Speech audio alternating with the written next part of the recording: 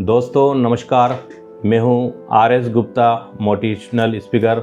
आज एक खूबसूरत कहानी आपको सुनाने जा रहा हूं। हमेशा की तरह नारद मुनि धरती के भ्रमण पे थे। चलते चलते वो एक राज्य में पहुँचे। उनको उस राज्य में बहुत बड़ा खूबसूरती लगी, अच्छा लगा कि चारों ओर बहुत अच्छी हरियाली थी और सभी लोग पूजा पाठ में संलग्न थे। कोई मंदिर पे पूजा कर रहा था, कोई हवन शांति करवा रहा था, कोई भंडारा कर रहा था। उनको लगा कि ये पूरा राज्य अच्छा भगवान की आराधना करता है, सेवा करता है। वहाँ के राजा भी सेवाभावी थे। फिर उन्होंने एक दो नागरिकों से पूछा कि क्या आप भगवान की सेवा करते हो, कभी परमात्मा ने आपको दर्शन दिए? पर उन्होंने कहा कभी भगवान ने हमें दर्शन नहीं दिए। एक से पूछा, संत महात्माओं से पूछा, राजा से पूछा, तो उनका उत्तर नगण्य आया कि किसी ने अभी तक भगवान ने दर्शन नहीं दिए।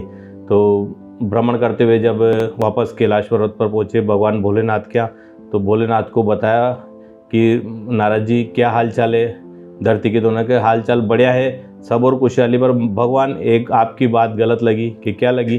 कि एक राज्य में सब लोग आपकी स्तुति करते हैं, तन मन धन से सेवा करते हैं, पूजा पाठ करते हैं, पर कभी आपने दर्शन नहीं दिया। तो भगवान भोलेनाथ बोले, नहीं मुनि जी, ऐसी बात नहीं है।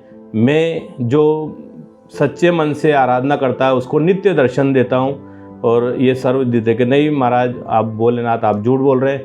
मैं पूछ के आया सब लोगों से, तो वो बोल रहे हैं कि अभी हमें किसी ने भगवान ने दर्शन नहीं दिए, नित्य आराधना करते हैं। तो भगवान ने आपको तो मेरी एक विनती सुननी पड़ेगी, उनको तो दर्शन देना पड़ेगा।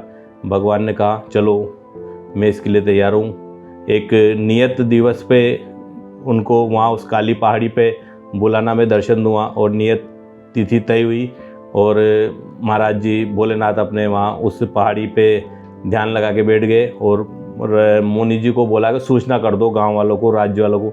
तो मुनि जी ने पूरे राजा महाराजा और गांव के सब लोगों को सूचना कर दी कि आज भगवान इतनी बजे आपको वहाँ दर्शन देंगे। तो पूरा गाँव वहाँ से अपना काम छोड़ के दर्शन के लिए निकला।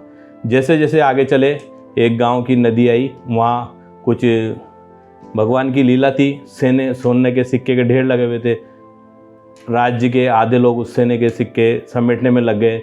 मुनि जी ने बोला अपने को भगवान का दर्शन जाना है, इन पैसों के चक्कर में ना पड़े। फिर भी किसी ने ना सुनी, वो उसमें लग गए। आधे लोग बचे, वो राजा के साथ फिर चले।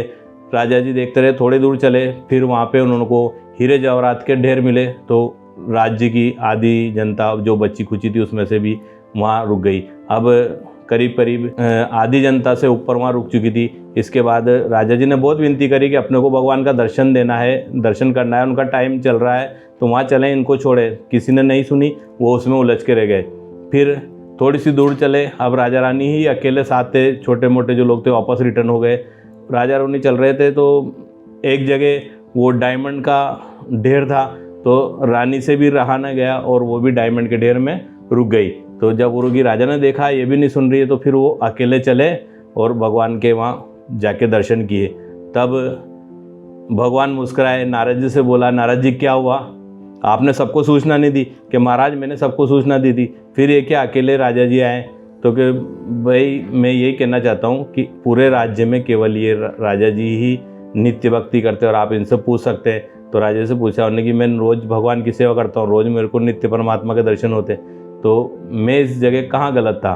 कहने का मतलब ये है कि अपने लक्ष्य पे निगाहें अडिग रखें तो अपने को लक्ष्य प्राप्त होगा। लक्ष्य के चक्कर में बीच में व्यवधान, लालच, इस प्रकार से सिक्के के ढेर लालच रूपी व्यवधान आते रहते हैं, उस पर ध्यान न दे रहे और परमात्मा की प्राप्ति के लिए लगे तो ध्यान करें, निश्चित बात है आपको परमात्मा की प्राप्ति होगी।